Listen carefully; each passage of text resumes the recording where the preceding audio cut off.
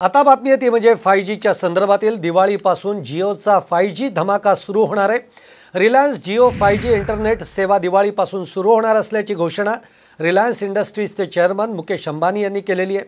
पहिल्या टप्प्यामध्ये देशातल्या 4 महानगरांमध्ये ही सेवा सुरू होणार आहे। यामध्ये मुंबई, दिल्ली, चेन्नई आणि कोलकाता या शहरांचा समावेश आहे। त्यानंतर पुढच्या वर्षीपर्यंत देशभरामध्ये सेवा सुरू होईल। आज रिलायन्सची 45वी वार्षिक सर्वसाधारण सभा सुरू आहे आणि यामध्ये मुकेश अंबानींनी ही घोषणा केली आहे।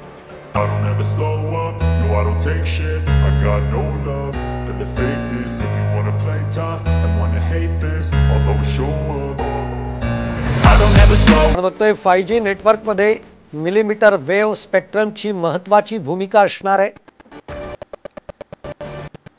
इंटरनेटचा स्पीड हा 10 पटीने वाढणार आहे। 1 मिलीसेकंदापेक्षाही कमी वेळामध्ये माहितीची देवाणघेवाण होऊ शकणार आहे। 45 MBPS पर्यंतचा स्पीड 10 ते 20 MBPS ने वाढू शकतो। ही आपण 5Gची वैशिष्ट्य बघतोय।